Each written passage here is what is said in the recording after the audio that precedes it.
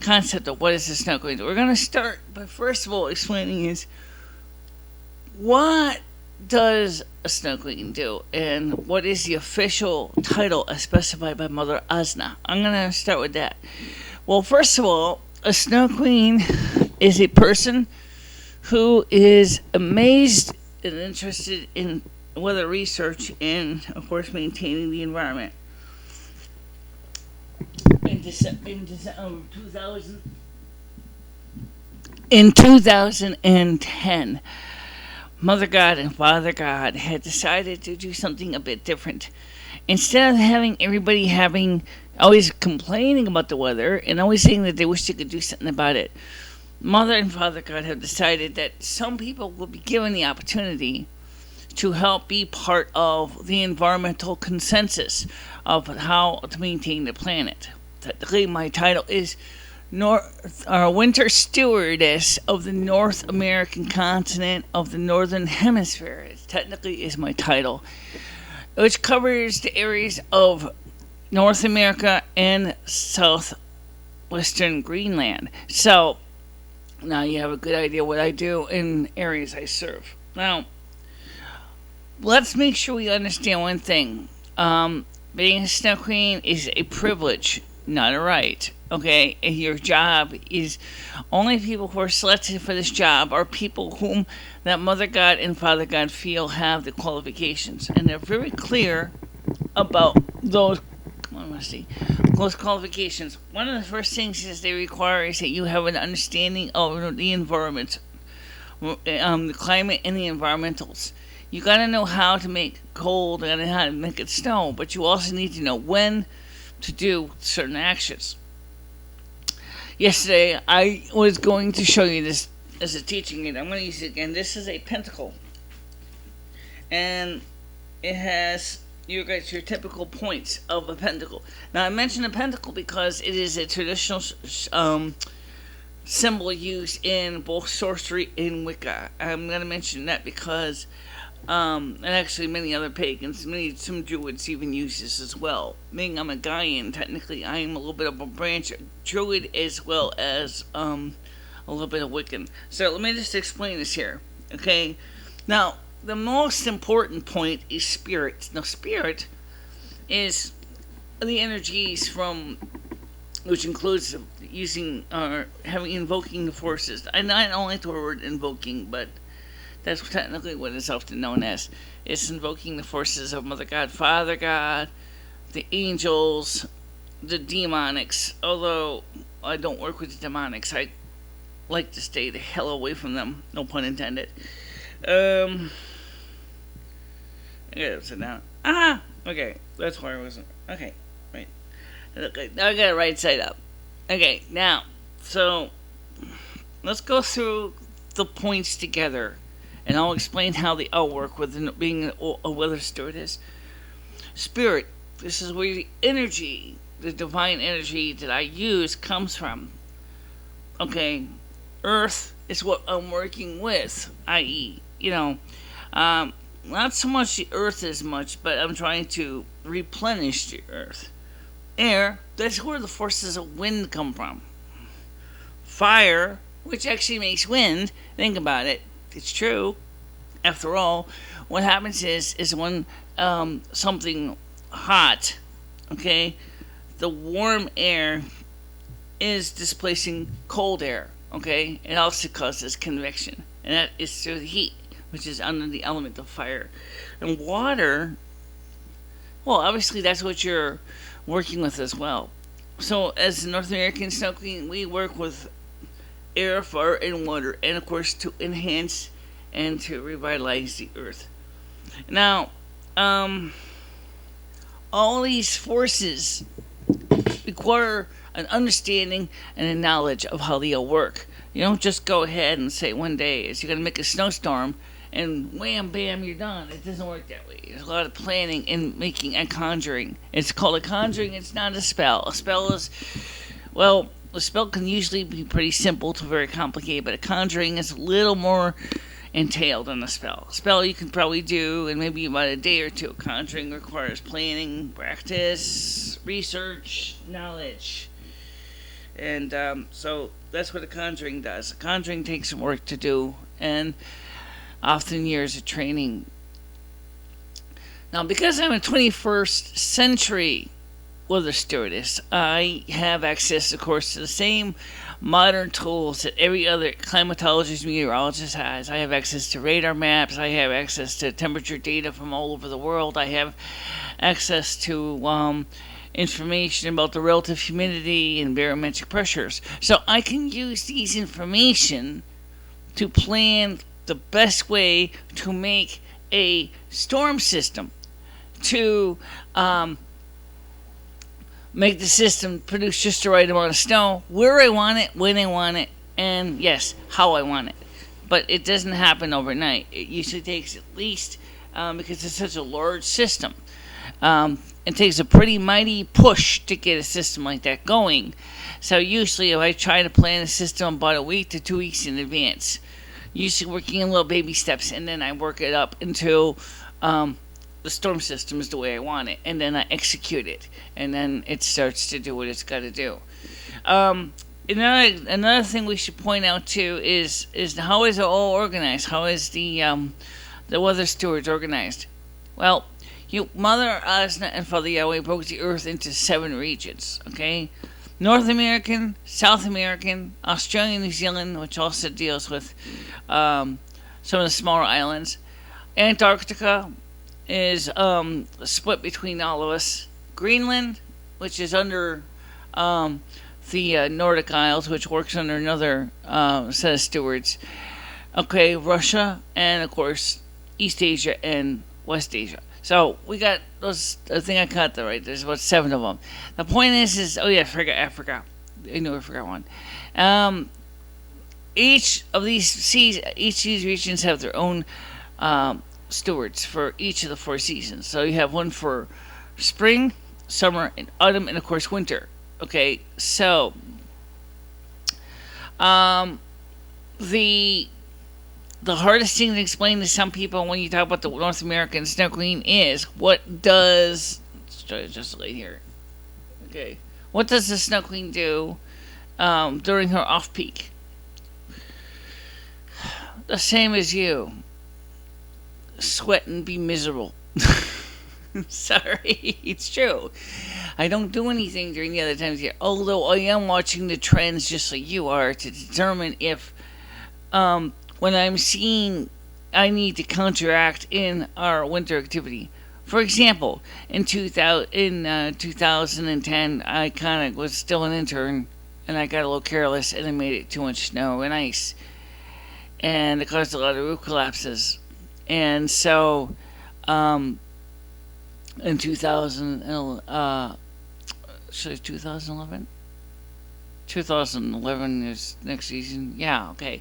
2011, I decided to do the opposite, where I decided to basically lay off the rain and the snow, and but then things got too dry, and then I guess one of the stewards in the summer didn't really decide to compensate for the lack of moisture, and kind of made it worse.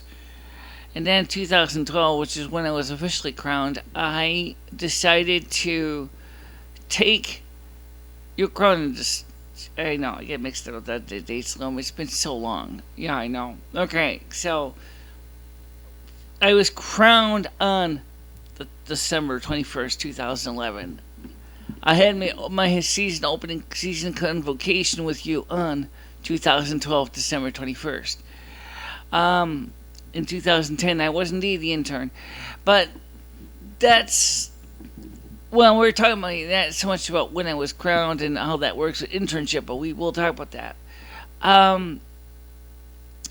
Is that sometimes I make mistakes too. It's one of the things that my video talked about last night, and we are going to use some of the video. I'll tell you why. Because I thought it was a good video. It has its flaws, but it really, I had the biggest flaw I think it had was a sound problem, and I am very sorry about that. I worked hard on it, but sound faults. Another thing we're going to be doing in the near future is I want to do a video showing you how I do snowstorms. So, to do that, I need to figure out the best way to demonstrate. Because it's not my season. I did do a brief video segment, me showing you the National Weather Service data for NOAA, for the National Weather Service here in the U.S. And unfortunately, it wasn't really as refined as I'd like, but it will be used for this video. So what we'll do is, to avoid having to repeat ourselves 15 million times over, we're going to do this. The next video you're going to see here in this part of the segment is the video from last night.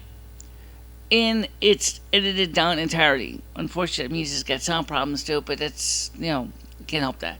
After that video, we're going to show you a video on how I do it, how I make snow or weather.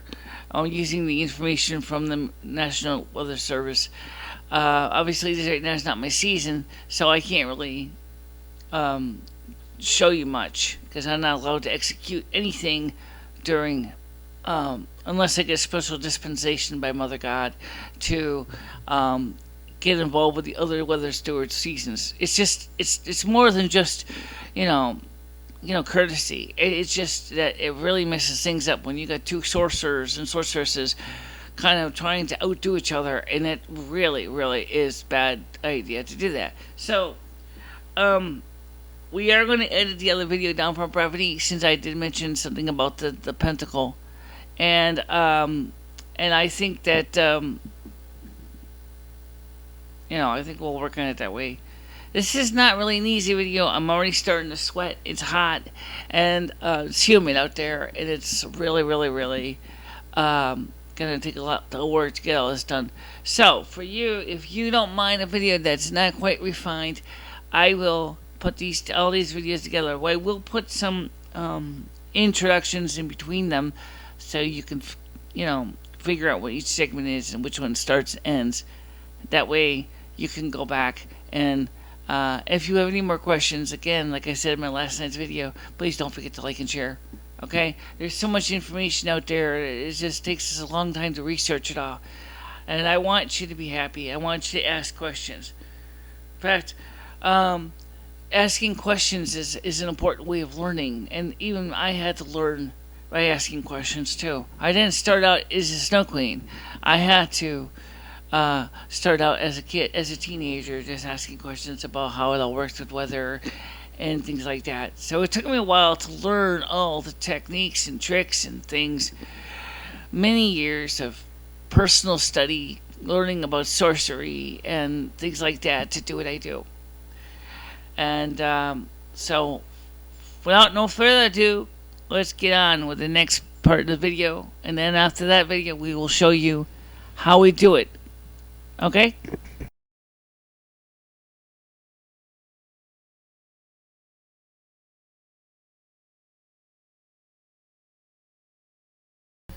Good afternoon.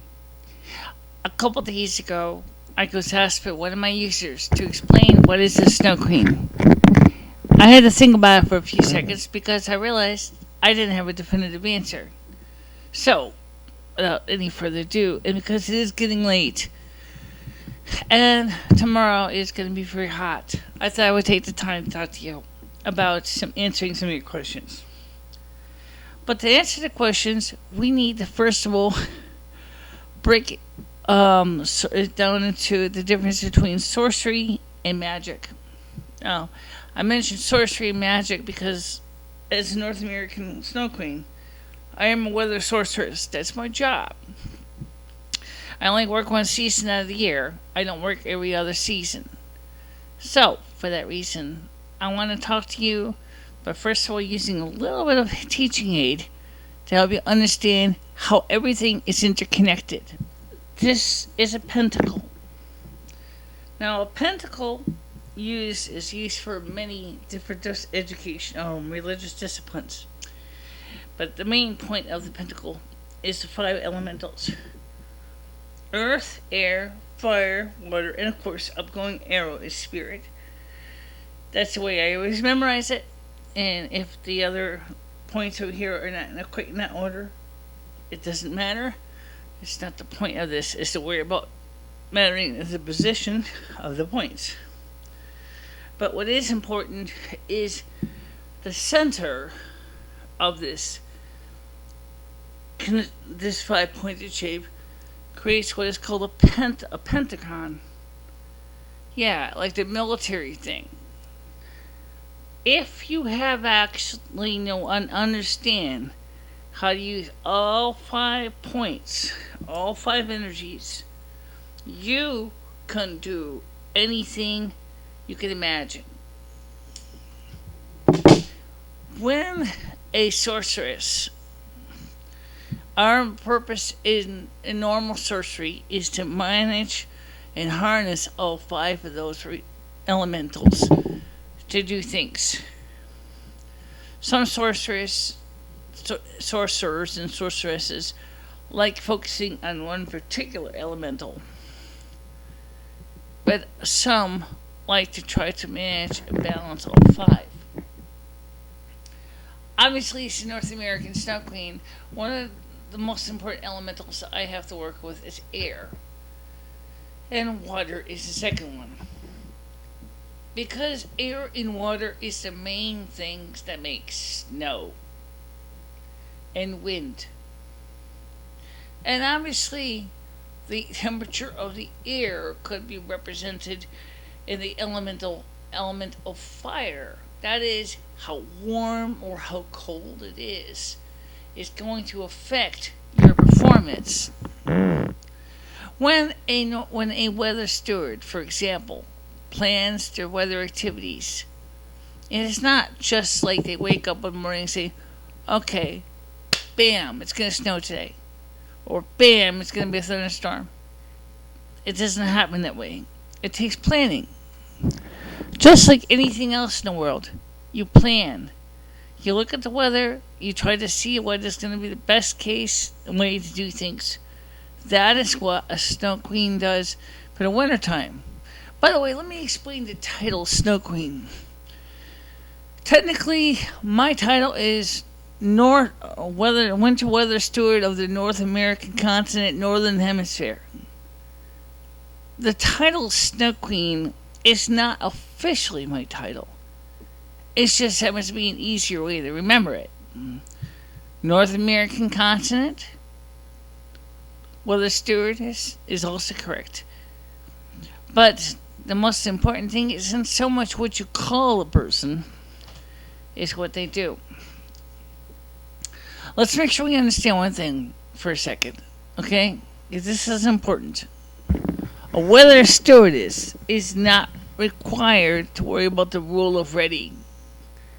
Not to say that the rule of ready isn't important. A weather stewardess is not, unfortunately, for many people, this could be a real hang-up.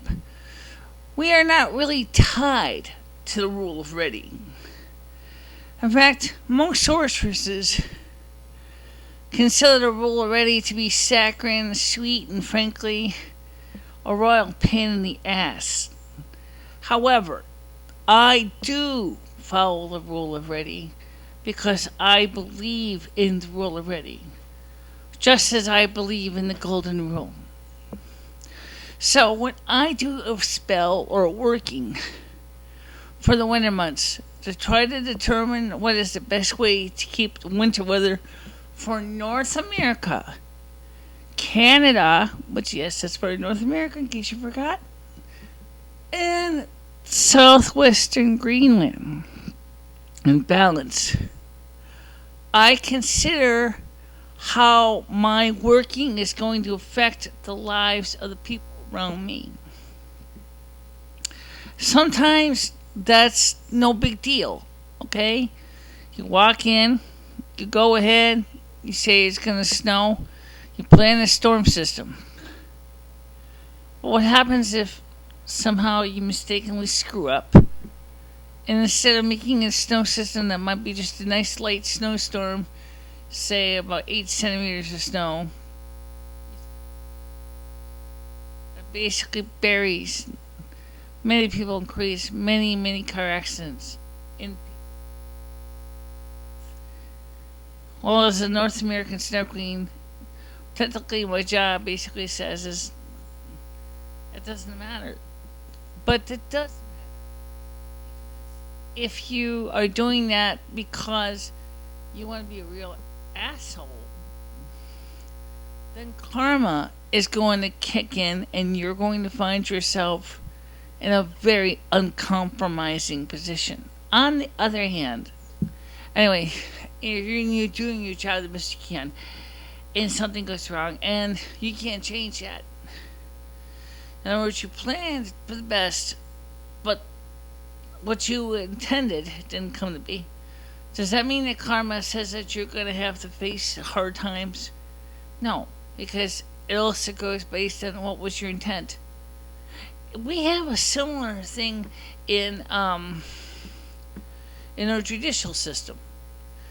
If, for example, you go out to save a child, say who who's being kidnapped by a kidnapper, and you take that kidnapper down, and the child gets hurt, and then and then the police try to prosecute you for risking minor injury to a minor. You're not trying to injure the child; you're trying to save the child. Therefore, are you really risking an injury to a minor, or are you just there at the wrong time? Mother is now that we have to choose to do the best we can, but sometimes bad things do happen. That's okay. Okay? Bad things can happen. It's how you carry yourself that makes a difference. That's important. There is supposed to be a total of 4 seasons, 7 regions, or 28 people. Now we're supposed to be a spring, a summer, an autumn, and a winter steward for each of the 7 regions. Unfortunately, several of these stewards had decided that they wanted to do several seasons. Mother Asna has decided that's okay because apparently some seasons just don't really get much popularity. Winter, unfortunately, for most people, is not exactly in the league of the most popular. There's very few winter stewards, and right now I don't think she's totally filled all the positions for the winter stewards. She told me that the most popular stewards is the summer stewards from most continents. Now, since we have you have a northern and southern hemisphere, you sometimes might say, why can't you multitask? That is, for example, the North American Snow Queen, why can't she go to Australia during our summer, which is their winter, and do her work there? There's no reason I couldn't do that, except for one problem. I don't have a passport at this point. So for me to go to Australia, I would be just as jammed up tighter than Edward Snowden is in Russia at the Starenko International Airport in the transit area. Well, that would frankly suck. So one of the problems is that I need to do is get a passport so I could do that. So that in a few, say next year, for example, I could go in our summertime, go down to Australia. But then it would be complicated because then I would have to have 2 places to live. One in Australia, New Zealand, and one here in the United States. And the worst thing is I have to be back here in the United States for my season in North America, because I cannot do it remotely. I have to be here because this is also where my home base is, or where my energy is. Conversely, the same is true if I was done in Australia. I would have to be physically at Australia to feel the energies, which I'm not. I only do the North American continent. But got so much area to cover that I actually wanted to explain one thing to you. Yes, the North American Snow Queen can have helpers. And yes, she can delegate responsibility to her helpers. But when something really seriously goes awry, guess who has to speak up for it? That's right, me. So yes, I can have several snow queen, several using a feudal concept, if you will. I could have several duchies. I could have New England, Mid Atlantic states. I could have all the read or the uh, well areas of Canada, Greenland would have their own duchies. I could have, but then it gets more complicated when you start delegating responsibility like that, because there's also another issue. You have to train these people. Being a North American Snow Queen is not just waking up one day and say, I am gonna be the Snow Queen. See me have white hair, see me have a white dress, see me look good, wearing frosty clothes and all that. It's not the way it works, honey. As much as you might like to think it does, it doesn't. The truth is, there's a lot of training involved.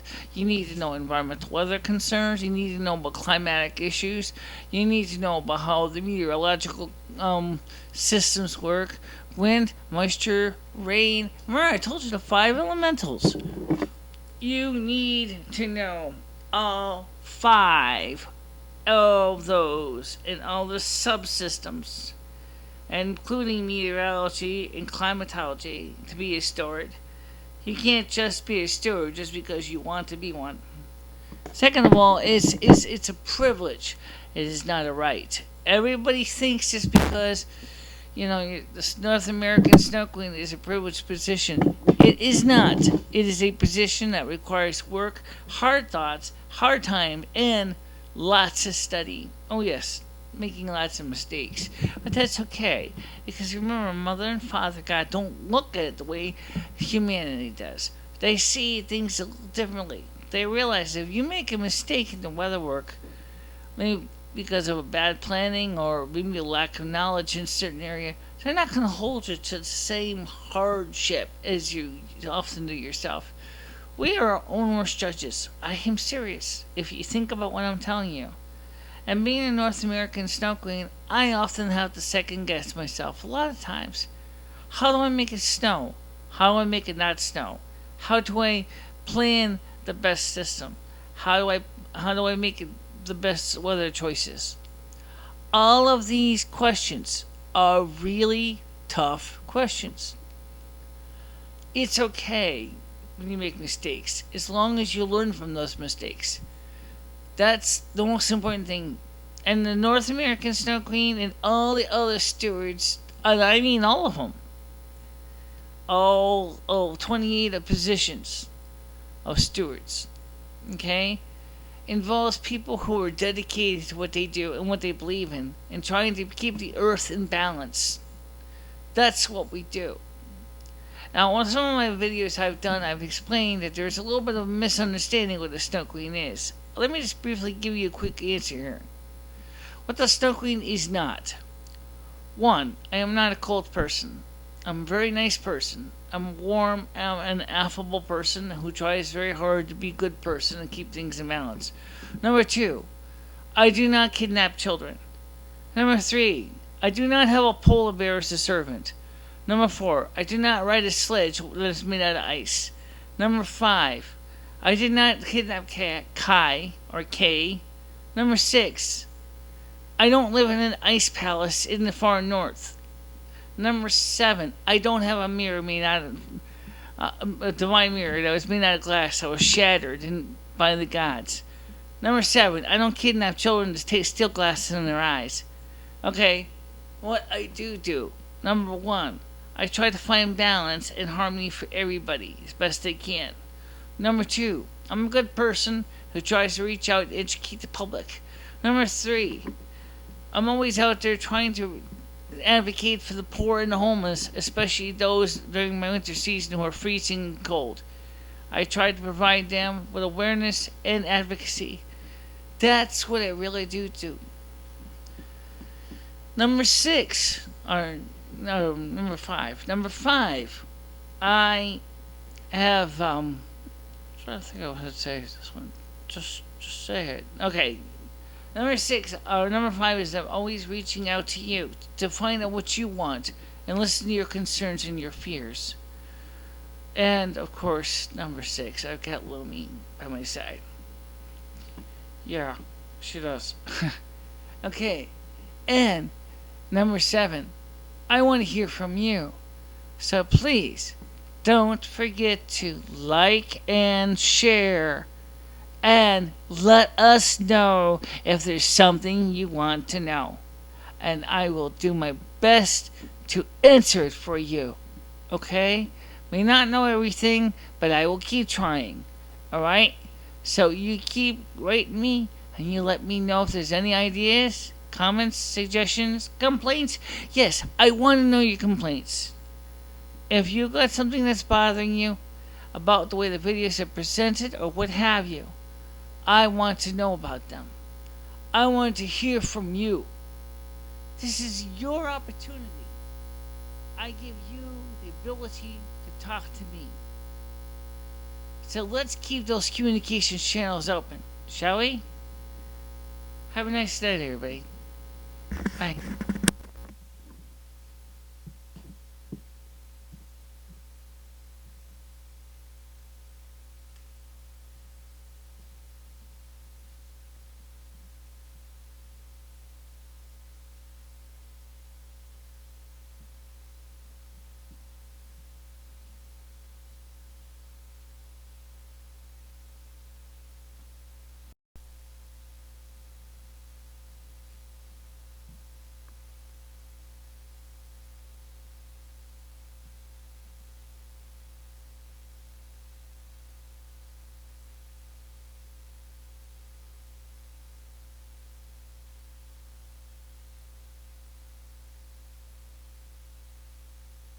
Good afternoon, everybody. It is MicheleMarieDalene, North American Snare Queen. Hail Mary to all of you. And today we're going to be talking about a question that was asked to me by, I believe it was Miss Dominguez, which is, what is a Snare Queen?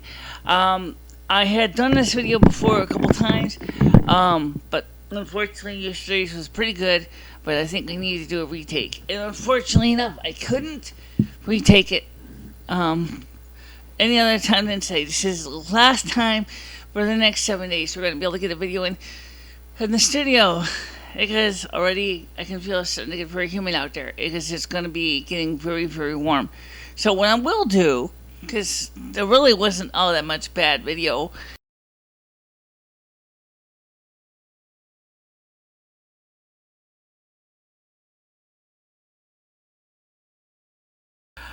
oh, I have a short little video clip that I shot yesterday, which I will use in showing you how I take the knowledge and put it to work. But I gotta assure you, it is very raw. It's not refined. In fact, maybe I might just re-record it. Showing you information from the National Weather Service based on actual current weather maps, so that you can see how they all work, to assume, or for this case, showing you what summer weather steward is doing. Let me explain that. Today we're going to show you some information that I use to make weather predictions. And one of the places I like to use for a lot of my source free work is the National Weather Service for the North American continent and Environmental Canada. So for the first thing I want to do is I want to show you that this is a wonderful resource. If I can zoom in, you can see it says www.weather.gov. And this shows you all kinds of neat map details. This is a map showing you the alert of what's going on right now in the United States. Now, if you give me a second here, and I will show you the maps I usually use for working weather, because I use different maps as well. So, let's go to graphical. Okay. Now, this program here is I want to go to warnings and forecasts. I'm just showing a map, but I keep forgetting. I'm running the phone in my hand here. So this is I'm showing it to you on my CRT only because I like working with the CRT better. Anyway, so what we're going to do is I'm going to go to National Maps. Okay. We can go look at temperatures, graphical forecasts. There we go. Now, this one here is going to show you to, and this is the high temperatures. Now, this is what this is cool. This is summer map now. This is not winter season. So this is summer. You're going to be seeing summer map. I'm not allowed to mess with summer, okay? What I do is I look at the trends, and unfortunately, I'm on the computer. I am terrible at my eyesight, so bear with me, okay, honey? Because this is not easy to hold an iPhone and then hold a map in at the same time. So now what I do is I like to go through and look at the different days, and I can click on it. Let's see. Okay, actually I can just pan over it and I can see the trend, nights, daytimes, highs, Tuesdays, and I can see it's going to be getting hot again. I can see right now. Okay, so it looks like a ball gibbery jobby. It's not. You can see that the yellows are really not what we want right now, but and we can, that doesn't really tell us much, but we can go back to the national maps and we can pull up details such as graphical forecast maps. So let's just go back to the home page and then you can see other maps we used to. We like to look at the things like barometric pressure as well, which is very nice. So we'll go back to site map. Oops. Screw up. Readings and forecast. Okay. Now, this is the big forecast maps. Okay, so. Okay, here we have this map here, which shows you where is the flow.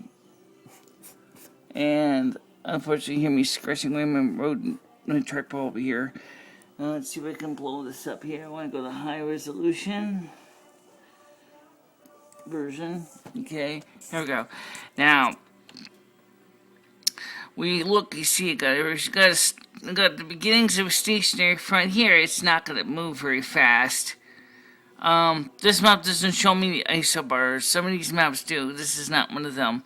It shows me the isobars, but this shows you that there is there's a stationary front. There's a cold front over here. When you see, let me explain this to you. When you see arrows like that, and the color is blue, and blue can mean by itself it's cold air, okay? And the arrows point to the direction it's going towards, which means it's a cold front. It's coming in, and it's gonna look like a little bit like a cyclonic flow. And it shows also that you got chance of rain, thunderstorms, and things like that. So what we like to do is during meditation is, if I wanted to move this front, I would just go into a meditational state and pull this front down, along with visualize the kind of snow and stuff I wanted to do. Right now we're not doing that because it's not my season. There's an ethical reason why weather stewards don't like to pick on each other's seasons. Anyway, so what all this information does is gives me the information I need for my workings. How much snow I need to make. When is the snow supposed to fall? I also look at the hydrology reports. Now, this here, it doesn't give me every piece of detail. I use my iPhone for a lot of this work too. One of the things I like to do is I like to pull up the information as it's in from Environmental Canada, as well as information from Greenland, because technically I do all three areas of the country. Right now, at this point, I would have to say if this was a snow clean map, if it was winter, and I saw the temperatures I saw, and I saw that the northern Canada areas, the maritime Canada is colder, is I would take this cold front and I'd pull it down, and I usually have to do it pretty slow because you don't want to make it too fast, because otherwise it's gonna the warm and the cold air will collide in a very violent way, very, very spectacular. Not at all what I would want to do, but again, that's the way we do. Also, we can see we have a stationary front here. This is also indicates that this has to move out of the way too. And because otherwise they might get kind of squeezed. So usually what happens is when a front moves, the other front will move the other way. But this one looks like it's a little bit stronger high than this. So you're not going to be able to get this down there unless this gets out of the way. To do that, then you're going to move this front out of the way, which will allow you to move the other front into that area so you can bring the colder temperatures down. But that's about it. I mean, I did this video because I realized that the last one really stunk on ice. It was even worse than what you just saw. It's really hard for me to demonstrate things when I say on the computer. But I give it a best try so you could see at least honestly what I do and how I do it. So, but the most important thing is I want you to remember to do is just think about what it is. It is a lot of work involved in doing what I do. A lot of times an event takes sometimes days to weeks depending on the complexity of that event. So, see you soon. Bye.